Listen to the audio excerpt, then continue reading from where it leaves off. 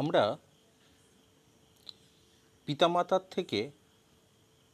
আমাদের পিতামাতার থেকে সহজাতভাবেই পিতার যে সম্পত্তি সেটা আমরা কিন্তু পেয়ে থাকি, যদি কোনো বাধা বিপত্তি না আসে। সেক্ষেত্রে সাধারণভাবে সন্তান সন্ততি তার পিতার যে সম্পত্তি সেটা কিন্তু পেয়ে থাকে। আমাদের জীবনেও কিন্তু আমাদের শরীরের মধ্যেও এই একই ধরনের ঘটনা ঘটে। কোষ বিভাজনের মাধ্যমে দুই বা ততোধিক অপত্য কোষ উৎপন্ন হয়। এটা আমরা ক্লাস 10 থেকে কোষ বিভাজন যেখানে আমরা পড়েছিলাম সেখান থেকে আমরা জেনে এসেছি। কোষের সৃষ্টি জীবকোষের এক আশ্চর্যকর ও বিস্ময়কর বৈশিষ্ট্য। কোষ বিভাজন প্রক্রিয়ায় সৃষ্ট কোষ স্রষ্টার কাছ থেকে কোষ গঠনকারী প্রোটিন ও উৎসেচক সম্পর্কিত তথ্যের ব্লুপ্রিন্ট অর্জন করে। এই ব্লুপ্রিন্ট সৃষ্ট কোষ বিভাজনের সময় আত্মজোকে দান করে। এই ব্লুপ্রিন্ট সৃষ্ট কোষ বিভাজনের সময় আত্মজোকে দান করে। এই ব্লুপ্রিন্টের জন্য দায়ী মূল রাসায়নিক বস্তুটিই হলো, যেটা নিয়ে আজকে আমরা আলোচনা করব, সেটা হলো নিউক্লিক অ্যাসিড। তাহলে নিউক্লিক অ্যাসিড আমরা কাকে বলবো? না, জীবকোষের নিউক্লিয়াস ও সাইটোপ্লাজমে উপস্থিত নিউক্লিওটাইড একক দ্বারা গঠিত উচ্চ আণবিক ভরসম্পন্ন পলিমার যৌগ বিশেষকে নিউক্লিক অ্যাসিড বলে। পলিমার যৌগ বিশেষ তার মানে কোনো একক গঠন নয়, অনেকগুলো অণু তারা পরস্পর মিলিত হয়ে নিউক্লিক অ্যাসিড তৈরি করে। এই যে নিউক্লিক অ্যাসিড, সেই নিউক্লিক অ্যাসিড আমরা পড়ে এসেছি ক্লাস 8 থেকে, দুই প্রকার, ডিঅক্সিরাইবোনিউক্লিক অ্যাসিড আর রাইবোনিউক্লিক অ্যাসিড। সকল প্রকার উদ্ভিদ এবং প্রাণীতেই উভয় প্রকার নিউক্লিক অ্যাসিড পাওয়া যায়, তবে ভাইরাসে ডিএনএ অথবা আরএনএ পাওয়া যায়। ডিএনএ প্রধানত পাওয়া যায় নিউক্লিয়াসের ক্রোমাটিনে এবং 90% আরএনএ পাওয়া যায় কোষের সাইটোপ্লাজমে এবং 10% আরএনএ পাওয়া যায় নিউক্লিয়াসে। তোমাদের বলে রাখি, শুধুমাত্র যে নিউক্লিয়াসের মধ্যে ডিএনএ পাওয়া যায় তা কিন্তু নয়, নিউক্লিয়াসের বাইরেও ডিএনএ পাওয়া যায়। তোমরা জানো ভালো করেই, যেমন মাইটোকন্ড্রিয়াল ডিএনএ আমরা বলি, সে মাইটোকন্ড্রিয়াতে পাওয়া যায়, ক্লোরোপ্লাস্টে পাওয়া যায়। আর্দ্র বিশ্লেষণে উভয় প্রকার নিউক্লিক অ্যাসিড থেকে প্রধানত 3 ধরনের উপাদান পাওয়া যায়: ফসফরিক অ্যাসিড, পেন্টোজ সুগার মানে 5 কার্বনযুক্ত সুগার শর্করা, এবং নাইট্রোজেন বেস। এই উপাদানগুলো নিয়ে আমরা আলোচনা করব। তার আগে আমরা জাস্ট একটু সিম্পলিফাই করে নিই। আমরা জানি যদিও যে এই যে ডিঅক্সিরাইবোনিউক্লিক অ্যাসিড, যাকে আমরা বলছি ডিএনএ, তোমরা জানো ভালো করে যে এই ডিএনএ হচ্ছে ডাবল হেলিক্যাল স্ট্রাকচার, এটা পেঁচানো সিঁড়ির মতন এইরকম।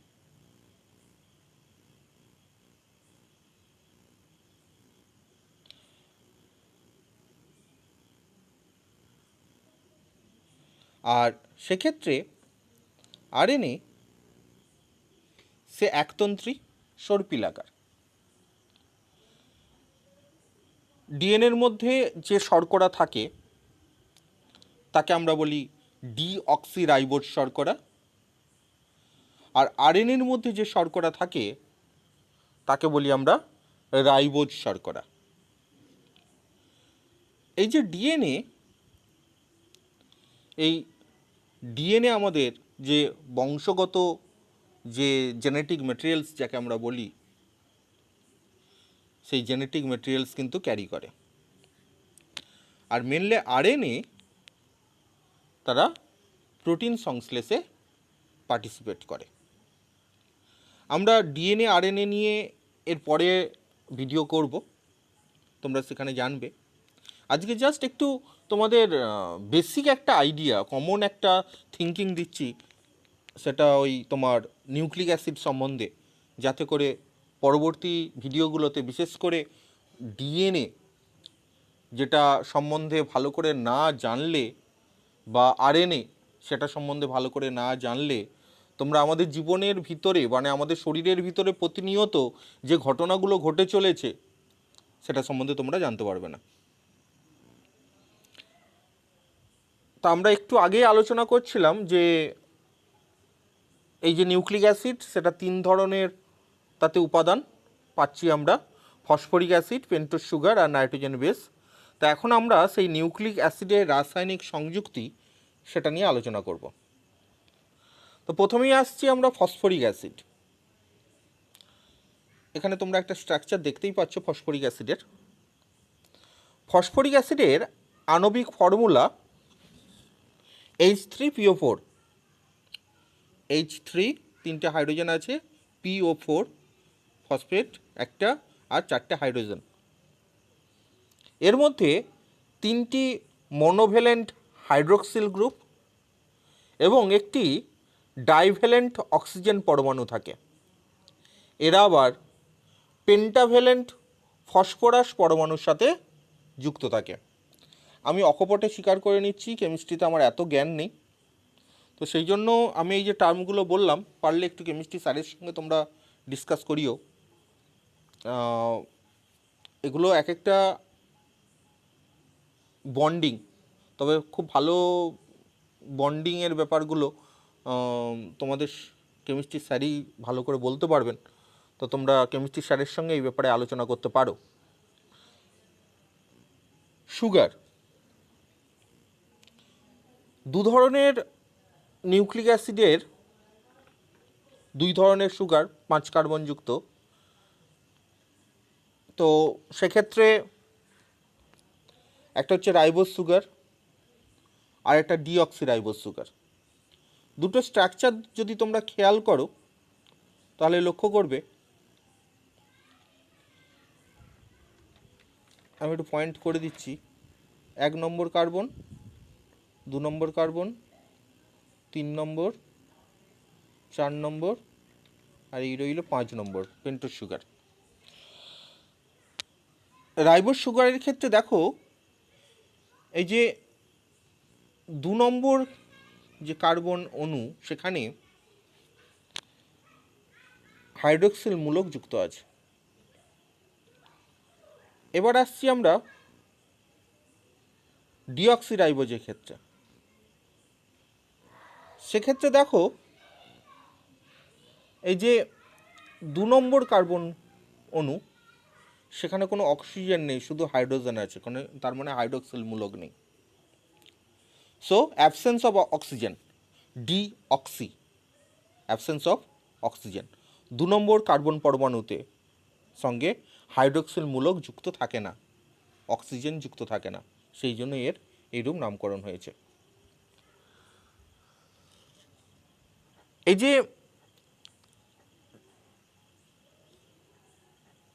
নিউক্লিক অ্যাসিডে এই যে 2 ধরনের যে শর্করা, এরা ফিউরানোজ অবস্থায় থাকে।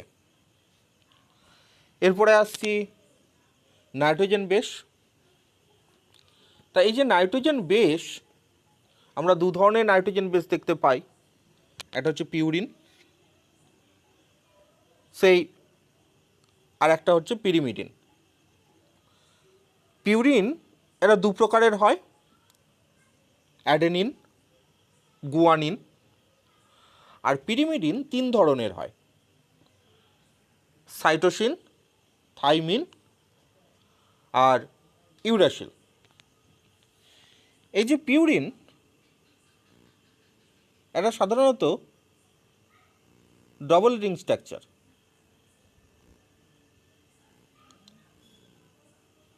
এরা সাধারণত ডবল রিং স্ট্রাকচার।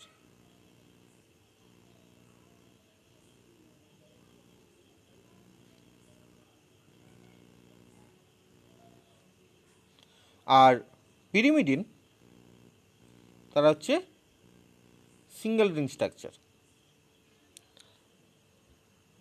এই যে আমরা বিভিন্ন ধরনের nitrogen base, adenine, guanine, cytosine, thymine, আমরা একটু তাদের সম্বন্ধেও অল্প করে জেনে নিই। পিউরিনের মধ্যে আছে অ্যাডেনিন। একটু অ্যাডেনিন সম্বন্ধে আমরা সংক্ষেপে জেনে নিচ্ছি। ডিএনএ এবং আরএনএ উভয় নিউক্লিক অ্যাসিডেই একে পাওয়া যায়, অ্যাডেনিন। রাসায়নিক সংকেত C5H5N5। আমি আবার রিপিট করছি, C5H5N5। অ্যাডেনিন বেসের 6 নম্বর কার্বন পরমাণুর সঙ্গে অ্যামিনো মূলক যুক্ত থাকে। তোমরা এখানে দেখতেই পাচ্ছ 6 নম্বর কার্বন পরমাণুর সঙ্গে একটা অ্যামিনো মূলক যুক্ত আছে, তাই এর রাসায়নিক নাম 6-অ্যামিনো পিউরিন। নেক্সট আসছি গুয়ানিন। আচ্ছা, বলে রাখি অ্যাডেনিনকে আমরা সংক্ষেপে এ দ্বারা ডিনোট করে থাকি, তোমরা এগুলো করেছো। এরপরে আসছি গুয়ানিন। গুয়ানিনও ডিএনএ এবং আরএনএ উভয়তেই পাওয়া যায়। রাসায়নিক সংকেত C5H5ON5। গুয়ানিনের 2 নম্বর কার্বন পরমাণুর সঙ্গে একটি অ্যামিনো মূলক এবং 6 নম্বর কার্বন পরমাণুর সঙ্গে একটি অক্সিজেন পরমাণু যুক্ত থাকে। তোমরা দেখতেই পাচ্ছ 2 নম্বর যে কার্বন পরমাণু, তার সঙ্গে একটা অ্যামিনো মূলক, আর 6 নম্বর যে কার্বন পরমাণু, তার সঙ্গে একটা অক্সিজেন পরমাণু যুক্ত আছে।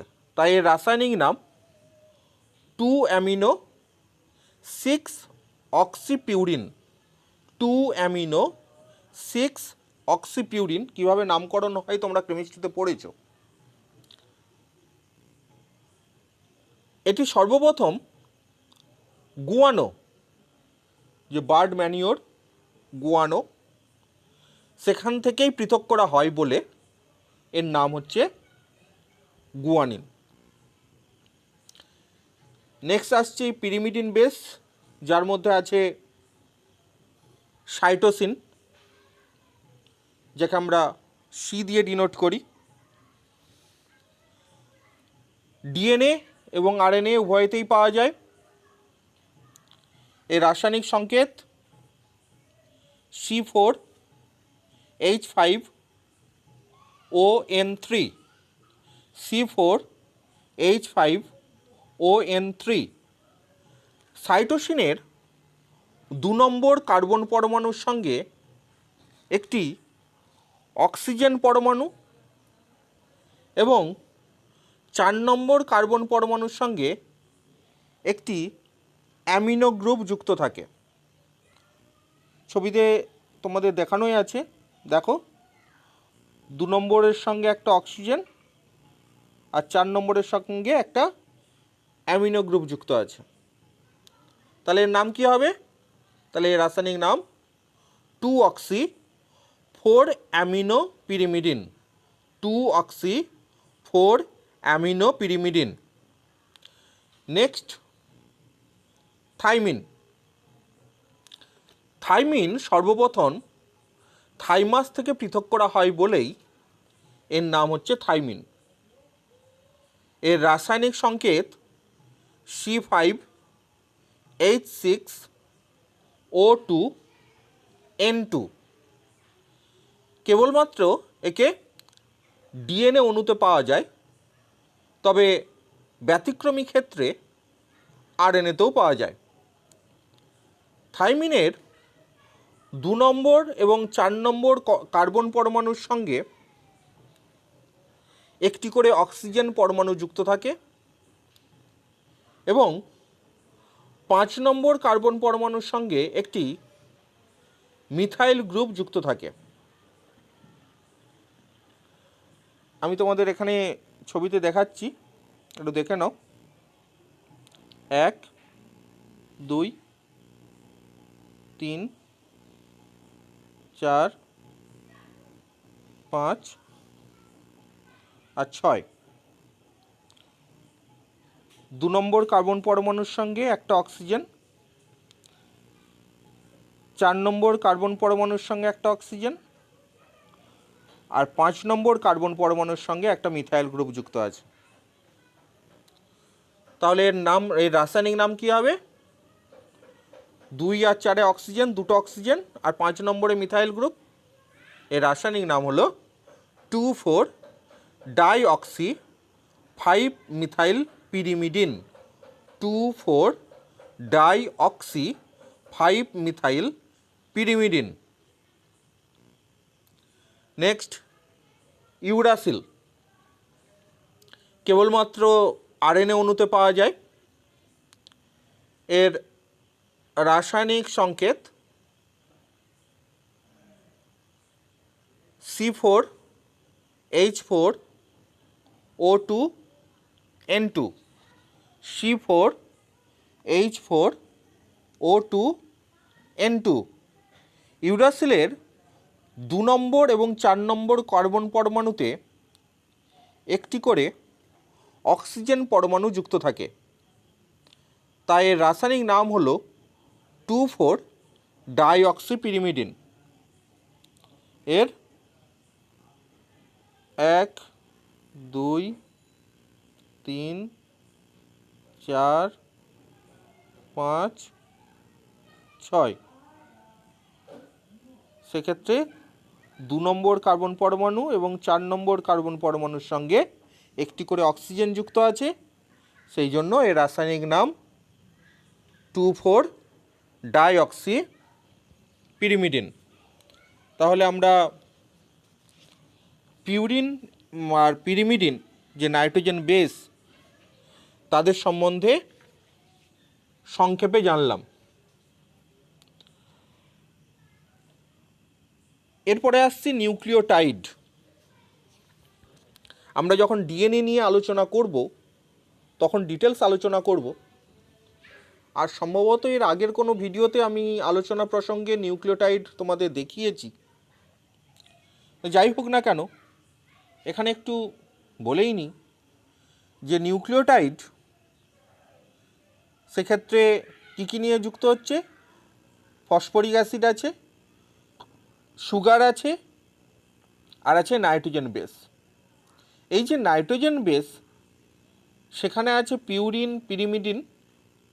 তার মানে যে 5 ধরনের নাইট্রোজেন বেস আছে, অ্যাডেনিন, গুয়ানিন, সাইটোসিন, থাইমিন আর ইউরাসিল, তাদের যে কোনো একজন এদের সঙ্গে যুক্ত হয়ে তৈরি হয় একটা নিউক্লিওটাইড। সাপোজ ধরো একটা ফসফেট, তার সঙ্গে যুক্ত হলো একটা সুগার, ধরো ডিঅক্সিরাইবোজ সুগার, আর তার সঙ্গে যুক্ত হলো নাইট্রোজেন বেসের মধ্যে যে কোনো একটা অ্যাডেনিন। তাহলে এই 3টে উপাদান মিলিত হয়ে যে ইউনিটটা গঠিত হলো সেটা হচ্ছে একটা নিউক্লিওটাইড। সেখানে ফসফেট, ফসফরিক অ্যাসিডের ফসফেট, সুগার যে কোনো একটা সুগার, সে ডিঅক্সিরাইবোজ সুগার হতে পারে বা রাইবোজ সুগার হতে পারে, আর নাইট্রোজেন বেসের যে কোনো একজন যুক্ত হয়ে তৈরি হয় যে ইউনিট, সেটা হচ্ছে নিউক্লিওটাইড। যদি ডেফিনেশন আকারে বলি তাহলে, আচ্ছা ডেফিনেশন তোমরা পড়ে এসেছো 11-এ। যাই হোক, এই নিউক্লিওটাইডগুলি একত্রে পলিনিউক্লিওটাইড ফর্ম করে, আর সেই পলিনিউক্লিওটাইড তারা পরস্পর মাঝে হাইড্রোজেন বন্ধনী দিয়ে যুক্ত হয়ে তৈরি করে ডিএনএ। এখানে তোমাদের দেখিয়েছি, দেখো অ্যাডেনিন সে যুক্ত আছে রাইবোজ সুগারের সঙ্গে। কার্বন পরমাণুর 1 নম্বর কার্বন পরমাণুর সঙ্গে একটি নাইট্রোজেন বেস অ্যাডেনিন যুক্ত আছে, আর এদিকে যুক্ত আছে ফসফরিক অ্যাসিড। যদি একটা ফসফরিক অ্যাসিডের সঙ্গে যুক্ত হয় তখন সেক্ষেত্রে তৈরি হয় অ্যাডিনোসিন মনোফসফেট এএমপি। যদি দুটো ফসফেট অণুর সঙ্গে যুক্ত হয় তাহলে অ্যাডিনোসিন ডাইফসফেট এডিপি। আর যদি তিনটে ফসফেট অণুর সঙ্গে যুক্ত হয় তখন তৈরি হচ্ছে অ্যাডিনোসিন ট্রাইফসফেট এটিপি। তো নিউক্লিওটাইড, অ্যাডেনিন, রাইবোজ সুগার আর ফসফেট মিলিত হয়ে তৈরি করছে নিউক্লিওটাইড। নিউক্লিওসাইড, এই নিউক্লিওটাইড থেকে যদি ফসফেট অপসারিত হয়ে যায়, তার মানে শুধুমাত্র যদি সেখানে নাইট্রোজেন বেসের যে কোনো একজন আর সুগার উপস্থিত থাকে, তখন সেটাকে বলা হচ্ছে নিউক্লিওসাইড। তাহলে তোমরা যে নিউক্লিক অ্যাসিড, সেই নিউক্লিক অ্যাসিড সম্বন্ধে একটা হালকা তোমরা আইডিয়া পেলে আশা করছি। তোমরা টেক্সট বুক পড়ে আরও এটাকে ভালো করে জ্ঞান আহরণ করবে, কারণ এরপরে আমরা যখন যে টপিক্সের মধ্যে ঢুকবো, সেই টপিক্সের মধ্যে ঢুকতে গেলে, জানতে গেলে তোমাদের নিউক্লিক অ্যাসিড সম্বন্ধে খুব ভালো করে জ্ঞান থাকা দরকার। আর এর আগেই আমি অলরেডি ডিএনএ প্যাকেজিংয়ের কিছুটা তোমাদের পড়িয়ে দিয়েছি ক্রোমোজোম পড়াতে গিয়ে, হিস্টোন প্রোটিন, নন হিস্টোন প্রোটিন। সেখানে তোমাদের যে ডিএনএ যে অক্টামার টার্মসগুলো মনে আসছে নিশ্চয়ই তোমাদের, হ্যাঁ, নিউক্লিওজোম মডেল। তা সেক্ষেত্রে আমি তোমাদের এই জিনিসগুলো নিয়ে একটু আলোচনা করেছিলাম, সবই আসবে কাজে। তা সমস্ত কিছুই মনে রাখতে হবে। এর পরবর্তী পর্যায়ে আমরা যে ভিডিও নিয়ে আলোচনা করব, যে ক্লাস নিয়ে আলোচনা করব, সেটা হচ্ছে ডিএনএ এবং আরএনএ। তাহলে যতদিনকে আমরা ডিএনএ আরএনএ নিয়ে আলোচনা করব, তোমরা খুব ভালো করে তার আগের যে ভিডিওগুলো তোমাদের জন্য তৈরি করে পাঠিয়েছি আমি, সেগুলো ভালো করে দেখো। প্রতিটা ক্লাস খুব সুন্দর করে মনোযোগ সহকারে বাড়িতে টেক্সট বুকগুলো পড়াশোনা করো। এবং অবশ্যই আমি বারবার বলছি, কোথাও অসুবিধা হলে অবশ্যই যে শ্রেণী শিক্ষক বা যিনি স্কুল টিচার আছেন, তোমাদের যিনি শিক্ষক মহাশয় আছেন, বায়োলজির শিক্ষক মহাশয়, ওনার সঙ্গে অবশ্যই যোগাযোগ করো এবং ওনার কাছ থেকে সুপরামর্শ নিও। সবাই ভালো থেকো, সুস্থ থেকো।